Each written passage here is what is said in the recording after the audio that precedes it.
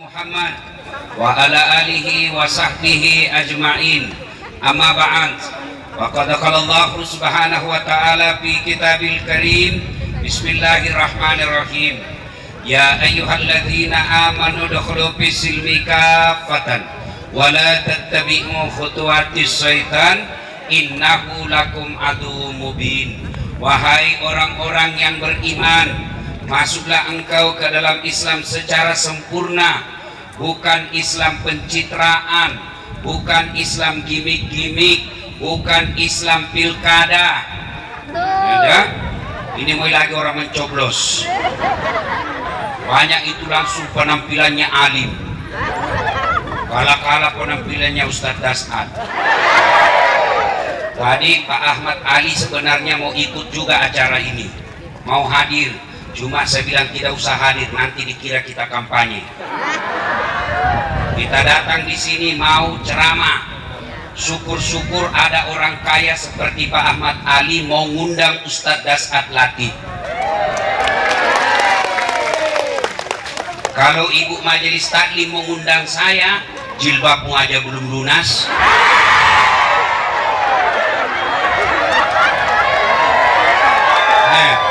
Saya bilang jami hadir Pak Ahmad Ali, cukup saya yang datang. Di sini tidak ada urusan sama pilkada. Ya, mau kau coblos silahkan, tidak mau kau jangan nih. Selesai. Jangan lagi kau bilang itu pasti kampanye. Udah, kita maulid. Ya. Dan ketika hadir seperti ini, setan berusaha gagalkan kamu agar tidak hadir. Apa nak bilang setan? Jam aku pergi, panas, jam aku pergi. Alhamdulillah bisa hadir di tempat ini. Setelah hadir di tempat ini, apakah setan menyerah? Tidak, nah aku lagi tuh setan. Dia bilang, jam aku dengar ceramah, jami dengar ceramah. Pegang saja HP-mu, pegang saja HP-mu. Jadi ibu-ibu ini yang pegang HP-nya karena godaan setan. Sudah dikasih tahu masih juga ada pegang HP-nya. Bukan kau kena godaan setan, kau sudah jadi setan. Ibu-ibu yang pegang HP, saya doakan suaminya kawin lagi. Amin. Ya Allah, bukakanlah jodohnya suami ibu-ibu yang lagi pegang HP merekam saya. Simpan dulu HP-nya, simpan. Kalau tidak mau simpan, saya tidak mau ceramah. Simpan dulu. Ayo, simpan ceramah, simpan. Simpan dulu ya, tidak usah ada merekam.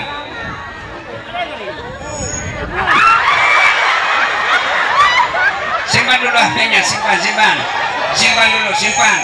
Ya, simpan ya. Bisa. Ustaz, kita mau rekam. Bu, kalau ibu yang rekam pasti gambarnya tidak bagus. Toh kabur. Suaranya juga tidak jernih. Tapi bagaimana Ustaz? Mau ki dengarin nanti kalau pulang ki. Nah, itu ada kamera saya bawa itu. Nah, nanti saya yang rekam, itu yang rekam itu. Tapi kau bawa pulang kameramu, apa? Nonton ke YouTube. Nah, sudah miku nonton Ustaz, kutek tidak minta putar, berarti tidak ada kuotamu. Bila kasih simpan HP nak, jalan. Simpan HP, bisa. Simpan HP-nya dulu Bu, simpan ini. Ayo bapak-bapak simpan HP-nya. Saya cari yang dingin dulu. Nah, di sini bagus toh, di sini bagus. Nah, jam aku menghadap ke sana. Ini kan kau tahu itu di sana toh, yang satu Dasad Latif, yang satu Ahmad Ali, toh kau tahu gitu? Nah sudah, lihat ke sini saja. Ibu-ibu, Bu, kalau ibu pergi merantau ke Palu, berapa jam dari sini ke Palu? Oh dekat Ji. Kalau ibu pergi ke Makassar, dagang. Di Makassar tidak nyaman. Ada pilihan? Ada. Balik lagi Pindong Galah. Iya toh? Iya. Bapak-bapak. Pak. Kalau bapak pergi ke Surabaya bekerja, merantau, Ternyata di Surabaya tidak enak. Ada pilihan? Apa? Betul, pulang lagi. Ibu-ibu, suamimu jelek sifatnya. Ada pilihan? Pulangkan saja aku pada ibuku atau bapak-bapak, suamimu cerewet, suka marah sama istrimu cerewet, suka marah-marah, malas masak, buat makan, kasih habis-habis uang. Ada pilihan? Ada. Dua malah pilihanmu, tambah atau ganti. Iya toh? Iya. Ada pegawai negeri tidak disuka sama bupati. Ada pilihan?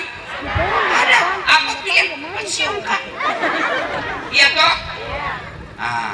Artinya kalau kita menderita di dunia pasti ada akhirnya. Kalau ibu bapak menderita di dunia pasti ada batasnya.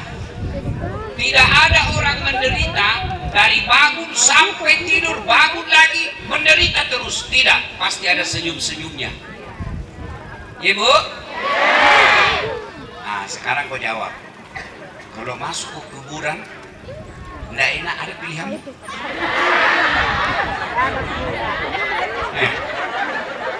Jawabkan dulu, ini bapak-bapak yang sudah muka-muka sakaratul maut.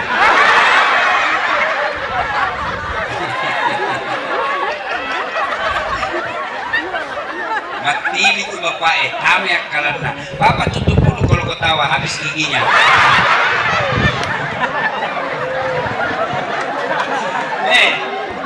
Jawab dulu pak. Kalau bapak masuk di kubur, nak kejar malaikat, ada pilihanmu? Ada. Keluar lagi.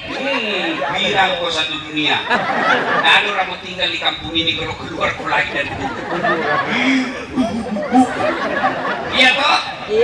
Berarti kalau masuk mau ke kuburan tidak ada pilihanmu. Dan bapak ibu tahu orang yang paling menderita di kubur? Satu, al-mutahawi lebih sholat, yang menganggap enteng sholat. Kalau tidak sembahyang kok, yang mau kau harap mau kau selamat di kubur. Cerita itu tidak ada. Itu nih sholat dikasih gampang caranya. Kenapa? Karena kalau kau tidak sholat menderita kok. Beda haji, mampu pak kok. Kenapa? Biar kau tidak haji, sholat jako, aman kau di kuburmu. Biar haji kau 2 kali, ndak sembahyang kok, menderita kau di kubur. Mau kau bayar zakat, ada uangmu. Mati kok, tetap kau aman. Kenapa? Aku mau dibayar. Utang saja banyak.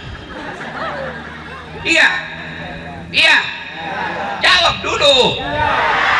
Iya.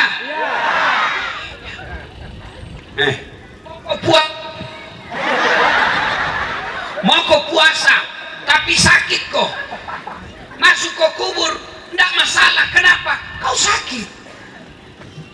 Tapi kalau tidak sembahyang kok, apa alasanmu?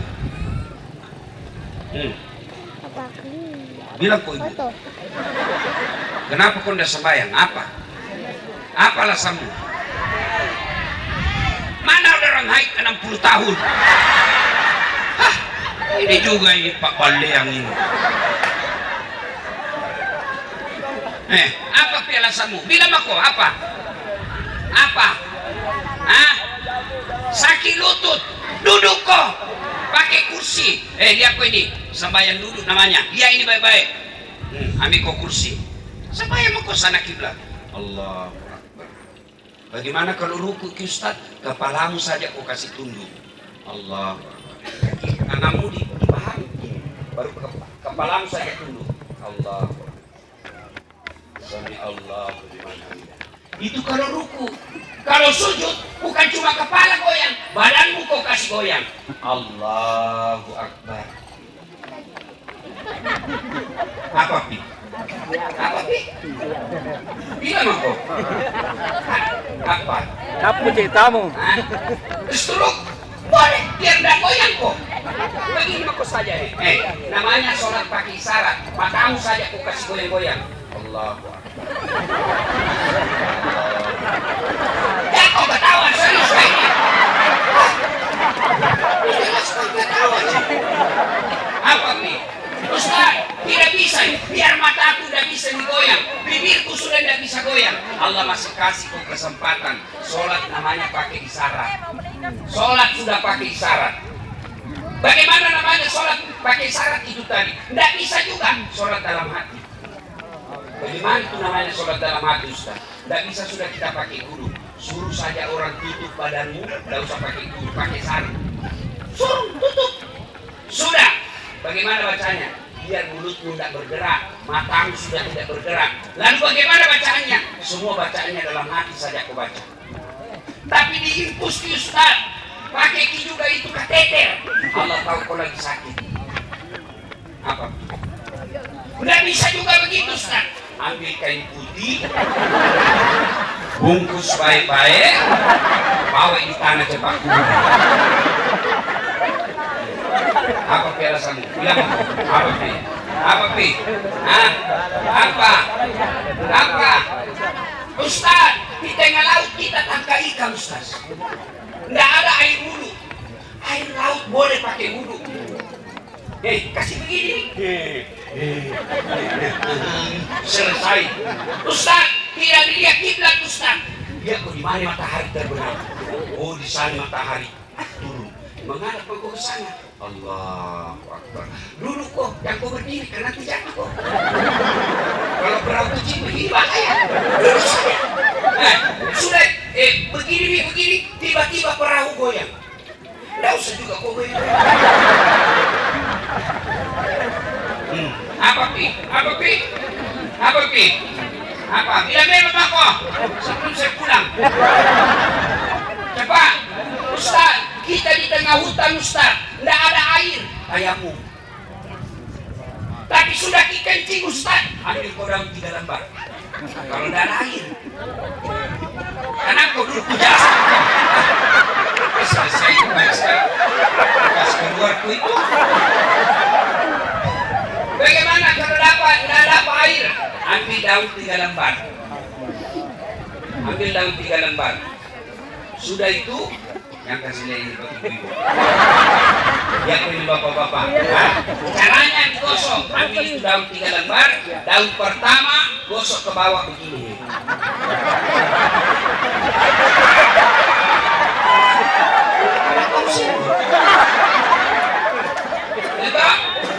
Sudah itu ambil lagi daun kedua. Tadi begini, sekarang ke atas lagi.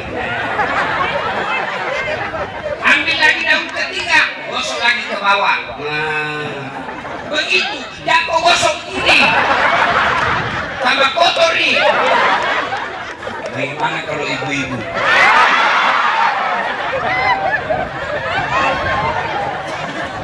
Jangan kau pakai daun, pakai jilbab.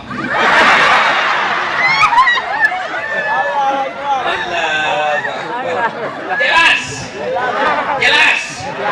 Ustaz, sariawan kau Ustaz. Sembahyang sariawan aku. Allahu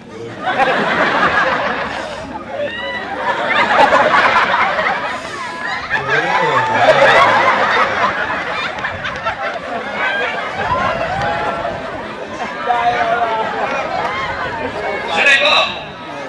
Sudah jelas? Bu, jelas?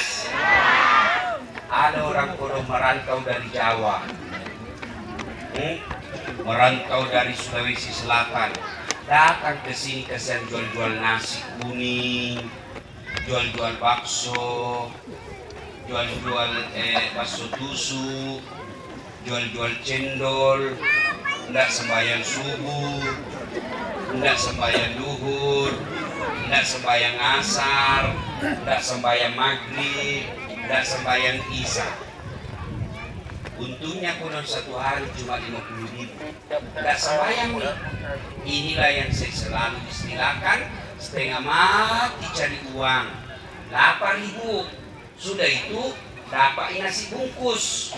Sayangnya nasinya dia buang, bungkusnya dia makan.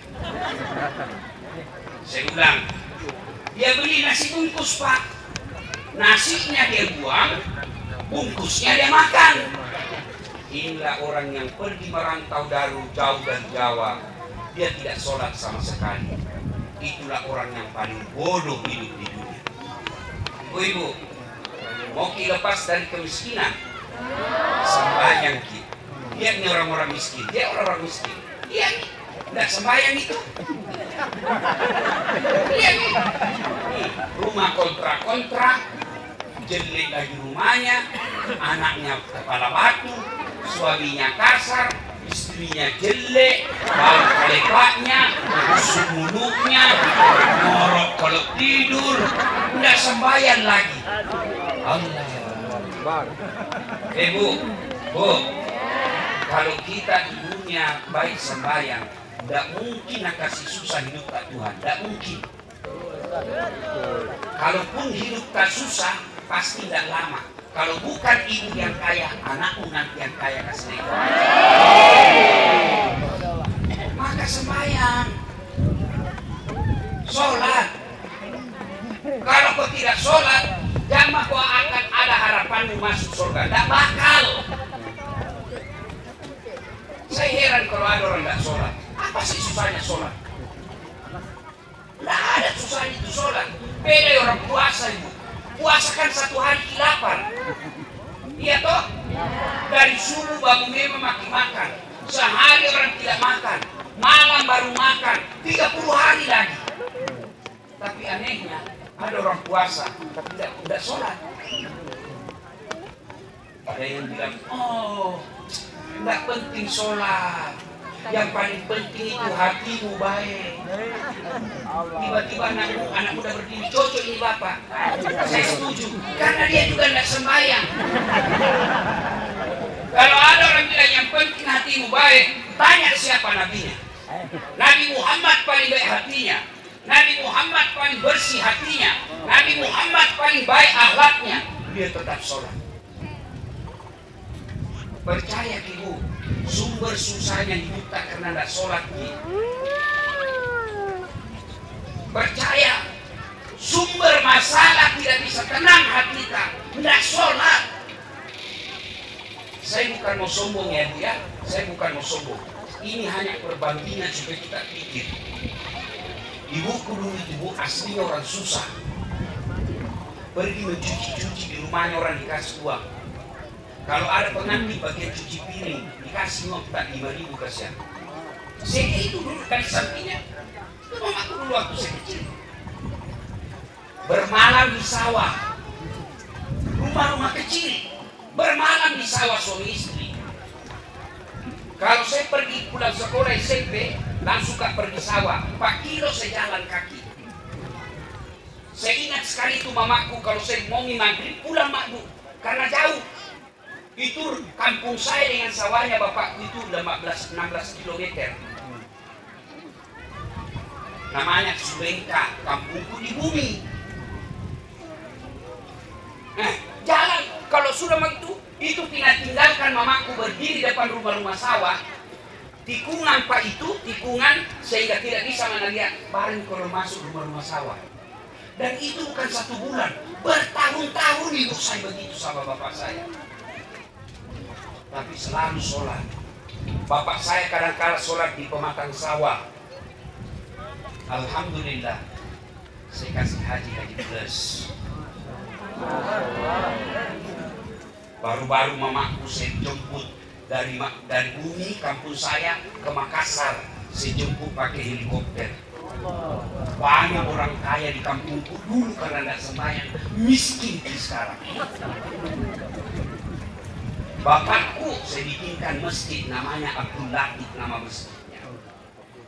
Mamaku saya bikinkan masjid, saya kasih namanya Masjid Hajar Sitiman, namanya mamaku. Kenapa? Karena nak ajar ki sholat. Apa susahnya Tuhan kasih ke masjid? Apa susahnya Tuhan kasih ke rumah baik? Apa susahnya Tuhan kasih ke mobil? Kecil di dunia, cukup Allah berkata, kun fayakun. Demi Allah Bu, saya pernah rasakan namanya mamaku itu bangun 3:30 subuh, bangun di kodong itu bikin jalan kote. Saya pernah rasakan itu pergi jual sekolah, tangan kananku eslilin, tangan kiri jalan kote. Saya jual itu namanya bola-bola tarik. Nggak tahu apa bahasa Indonesianya. Kita beli gula, ya, gula bukan gula pasir, gula merah, tapi yang beda jenisnya, yang madita. Baru dimasak, direbus pakai wajan, baru sudah itu dia mencair, baru kita bikin gula-gula dibungkus dengan daun pisang supaya tidak melengket di daun pisang, dikasih minyak kelapa. Saya jual itu pergi sekolah. Saya pergi ke nenekku namanya Desa Maroneng, jalan kaki orang, minta pembayaran, apa nak kasih ke ayam jual kok membayar. Tapi saya selalu pelihara sholat. Lihat mati sekarang, tidak pernah kubayangkan saya bisa ceramah depan Presiden Jokowi 10 kali. 10 kali. Cari kok penceramah di Indonesia bisa ceramah depan Jokowi 10 kali.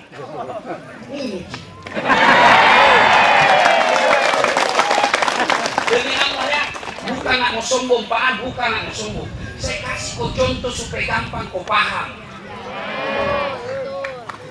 Allah Karim. Tidak pernah saya bayangkan, Bu. Saya sudah sampai 9 kali haji. Banyak orang barangkali haji, tapi habis uangnya.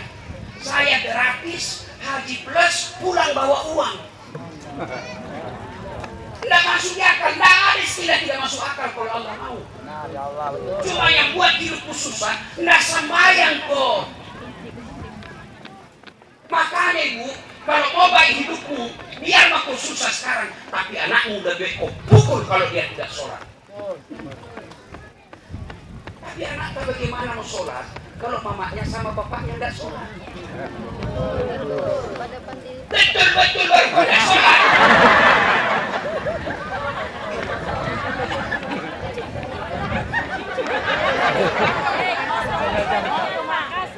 Ya, jelas nih. Sembahyang Ibu, tidak ada susahnya itu sholat. Beda haji toh, biar ada wanita masih menunggu kita 20 tahun, menunggu tiba-tiba mati, tidak haji. Tapi kalau sudah kau daftar orang kaya kok tidak masalah nih, kenapa sudah kau daftar. Tapi kalau tidak sholat kok, apa alasannya? Kenapa ini sholat penting? Kenapa ini sholat menjadi kuncinya surga, kuncinya kebaikan? Karena itu sholat membuktikan kamu hamba Tuhan. Artinya apa? Kalau kau haji masih bisa kau dagang, masih bisa urus dunia. Kalau kau puasa masih bisa kau sambil menyanyi-menyanyi. Artinya belum fokus kau menjadi hamba Tuhan. Kalau kau bayar zakat bisa kau suruh orang. Tapi sholat bisa kau sambil dagang? Tidak bisa. Sama bisa saya pinjam warna dulu. Sama bisa saya pinjam warna. Saya tidak ambil, saya pinjam saja. Yang mana? Biar ini. Saya kasih kembali nanti. Saya hanya kasih contoh dado sekali. Coba nanti. Dia ini Bu, dia ini. Semua orang mau ini toh? Ini simbol dunia. Bapak-bapak ya, ini simbol dunia. Biar anak-anak kecil tanya, dek, apa ini dek?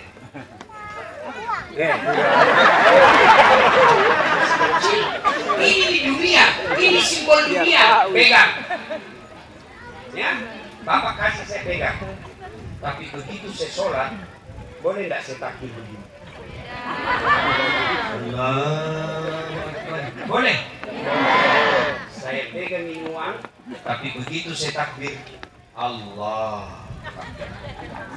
Buang. Jangan ku pegang uang ketemu Allah. Buang itu duniamu. Siang buang itu uangmu. Kau menghamba kepadaku. Nanti saya kasih kau lebih banyak dari. Amin. Kasih kembali. Ya. Ya. Bu. Jadi kalau mau ini saja uang sudah dipegang, ketemu kok Allah, buang dulu. Nanti saya kasih kalau lebih banyak dari itu. Maka pulang di pengajian ini, sholat dengan baik. Sholat dengan baik. Kalau sholat baik, Bu, percaya tidak mungkin Tuhan kasih susah. Kalaupun hidup tak susah di dunia, masih ada harapan tak di akhirat. Saya tanya dulu, bapak-bapak, ada nggak di sini punya uang 500 juta yang di sini? Ada? Tidak ada. 500 juta aja kau tidak punya. Iya toh? 500 juta saja kau tidak punya. Andai saja kau punya uang 300 miliar, tidak sembayang kau, paling tidak di dunia kau dapat 300 miliar uang. 500 juta aja tidak ada kau punya, baru tidak sembayang kau lagi. Kapan kau enak? Dunia menderita, akhirat apa lagi? Kalau orang kaya tidak sholat, Bu, pejabat tidak sholat, artis tidak sholat, orang masih bilang kayai, banyak uangnya, apa saja tidak mau makan bisa. Pejabat tinggi pangkatnya, kemana-mana enak, gagai, berterkenal, cakep, selebriti, paling tidak dunia dia dapat, meskipun di akhirat dia menderita. Tapi kalau kita sudah jelek, miskin, rumah kontrak-kontrak, kerja nggak jelas, banyak utang, motor mogok-mogok, ya kok ketawa saya dari sini, lalu nggak sembahyang pun lagi. Kapan kau bahagia? Yang kau harap bahagia ketika masuk ke kubur. Bapak lihat itu orang kalau diantar di kubur. Lihat itu orang diantar di kubur, Bu. Lebarnya 60 cm. Itu yang 60 cm tempatmu bukan. Yang lahat tempatnya kita makan. Bukan yang kubur. Kalau yang kubur itu masih lebar. Lihat orang kalau yang lahat. Bapak pernah lihat toh? Itu lubang dikasih lubang lagi sedikit. Diambil lagi, paling bawah yang pas-pas badan tak. Di situ kita bilang orang Bugis dipasuruhi.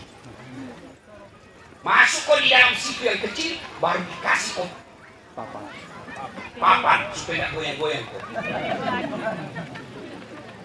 Orang yang sayang kok, nah injak-injak. Iya nih, disayang kok itu, nah kasih masuk ke tanah. Menangis sih. Tapi dia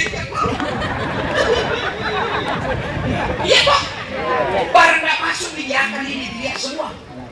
Suamimu, kau pikir jangan tunggui kau di situ. Sampai malam gak bakal ada tunggui. Menangis si mata kanannya. 3 bulan yang akan datang janda nak cari. Nah, ini pentingnya itu sholat. Ya, cukup. Ya, saya sudah sholat Ustaz. Bagi bapak-bapak datang ke masjid berjamaah. Saya heran ini Pak.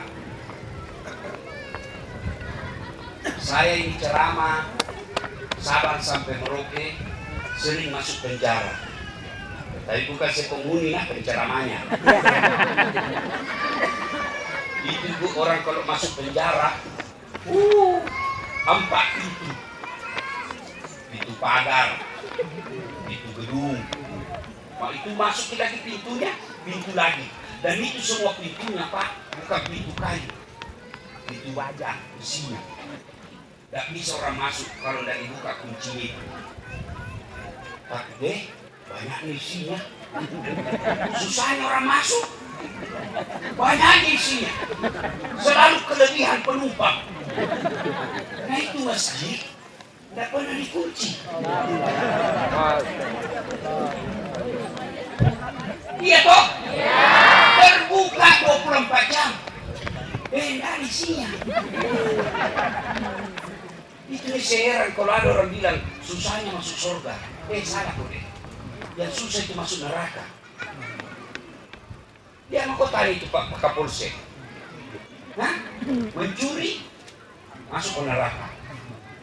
Kapan mencuri? Kapan mencuri? Dia dulu orang. Ada orang mau masuk masjid. Mau masuk masjid. Mau ke selingkuh. Gampang. Bahugel. Udah gampang, susah, tapi itu masuk neraka. Mau narkoba, lebih susah lagi. Disembunyi-sembunyi. Orang lewat, antar polisi lewat. Ditangkap. Masuk masjid. Ada orang ditangkap polisi gara-gara rajin ke masjid. Sekilas itu. Lagi ditangkap di masjid gara-gara selalu berjemaah. Maka datanglah ke masjid. Terutama bapak-bapak ini yang sudah muka-muka sekarang di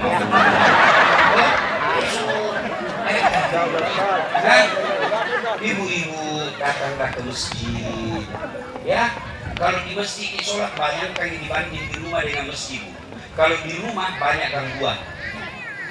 Musiknya anak tak, Allahu Akbar baru ingat. Dapur. Lupa kasih mati lampu, anunya, kompor, angus ikan. Langsung Allahu Akbar. Lihat toh, begitu ibu sholat, Allahu Akbar. Tiba-tiba ada kucing naik di meja, lupa tutup, ada ikan basah. Masih husuk kok kira-kira. Langsung kembali ayatmu. Qul a'udzu birabbin nas, malikin nas, ilahin nas. Tapi kalau di masjid husuk orang. Maka alhamdulillah di Indonesia ada organisasi yang mengurus masjid. Namanya Dewan Masjid Indonesia. Dan untuk Sulawesi Selatan, Sulawesi Tengah, Pak Ahmad Ali ketuanya itu Dewan Masjid Indonesia. Saya di pusat pembinanya. Di atasnya lagi sedikit sama Anda. Kalau DNI, kalau uang,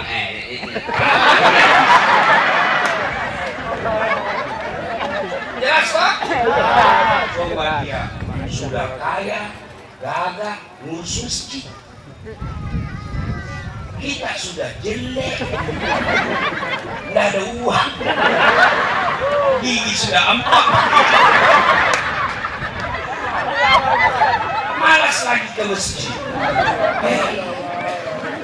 Ustaz, katanya perempuan dilarang. Dulu. Kenapa perempuan dulu dilarang? Karena tidak aman. Kalau dia keluar bisa diculik dan diperkosa. Sekarang Donggala aman. Apalagi kalau ibu usianya 60 tahun. Siapa mau curi? Bodinya gosong.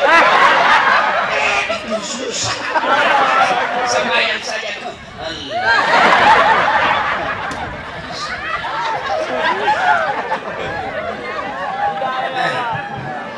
Datang ke masjid. Ya. Nah, yang membuat orang malas ke masjid, manajemen masjid tidak bagus. Apa yang disebut manajemen masjid tidak bagus? Satu, penceramahnya tidak baik. Ada juga itu penceramah, mulai salam pertama sampai terakhir, neraka terusnya cerita. Kau bakal dibanting, ditusuk pantatmu pakai linggis, kedua di lehermu, digunting lidahmu. Tapi lagi guru, jangan bebas. Maka itulah programnya Pak Ahmad Ali, pelatihan dai. Syukurnya ada Dewan Masjid, dan itu tidak perlu dibayar. Pak Ahmad Ali semua yang tanggung, dan saya yang ajar. Ibu, coba lihat. Saya ini tidak pernah ke pondok pesantren. Tapi dari semua penceramah yang ibu pernah lihat di televisi dan di TikTok, Das Atlantik sekarang paling tinggi penontonnya, lebih 500 juta. Saya hebat, bukan, doanya mama. Yang kedua, karena saya punya ilmunya. Ini sehingga para mubalik perlu dilatih. Namanya pelatihan mubalik. Dilatih supaya apa? Biar jangan bikin takut orang. Hujan nih. Sudah dibalik. Tidak apa-apa mandi hujan. Sama hujan-hujan. Betul. Saya tidak bisa. Ya. Nah, Ibu Bapak, itulah perannya Dewan Masjid Indonesia. Nah, supaya apa lagi? Anak-anak kita juga perlu yang kecil-kecil itu diajar mengaji yang baik. Alhamdulillah di Sulawesi Tengah ada pesantren juga yang kasih gratis anak-anak ke sekolah agama. Nah, Ibu Bapak, saudara-saudara sekalian, karena sudah hujan jadi kita cukupi dulu toh. Ibu-ibu, intinya mau saja ayat pesan terakhir. Tanggal 27 nanti orang pilkada toh. Nah, jangan bermusuhan. Gara-gara bertetangga kita, coba makin. Dari bikin rumah sampai sekarang masih tetangga gitu. Gara-gara nomor 1, nomor 2, nomor 3, nomor 4 sampai nomor 9, kamu baku musuh bertetangga. Orang mau jadi gubernur, orang mau jadi bupati, masa kau baku musuh tetanggamu? Iya. Jadi bagaimana Pak Ustaz? Silakan kau pilih yang kamu mau pilih, hormati pilihannya orang. Masih ingat waktu Pilpres 2019? Masih ingat Ki? Pemilu 2019 pemilihan presiden. Siapa yang bertanding? Bapak Prabowo. Lawan siapa? Bapak Joko Widodo. Siapa yang menang? Bapak Joko Widodo. Siapa menterinya? Bapak Prabowo. Iya toh. Mereka serang baku cambuk waktu debat. Satu paket. Maka ibu-ibu, pilkada kabupaten, pilkada gubernur, halal dan boleh berbeda pilihan. Yang tidak boleh, jangan bertengkar, jangan saling menjelek-jelekan, apalagi saling menghina. Kepada tim sukses, silakan jagokan jagoanmu, jangan kau hina orang. Mau kau pilih silahkan, tidak mau kau pilih jangan nih. Tapi saya mengajak kepada kita semua, jangan golput. Kepada yang sudah punya KTP, dikiki coblos. Bismillahirrahmanirrahim, baca Al-Fatihah, mudah-mudahan terpilih pemimpin yang baik. Ibu bapak, saudara-saudara sekalian, ini saja tausiah kita, mudah-mudahan ada manfaat. Terima kasih kepada Ahmad Ali yang mengundang saya ke tempat ini sehingga saya bisa bersilaturahmi dengan Bapak Ibu sekalian. Saya berdoa mudah-mudahan segala kebaikan orang-orang yang telah mewakafkan waktu, harta dan rezekinya, ilmunya untuk acara ini, Allah kabulkan segala hajat dan demikian, lebih dan kurangnya mohon dimaafkan. Usikum wa nafsi bitaqwallah, fastabiqul khairat. Assalamualaikum warahmatullahi wabarakatuh.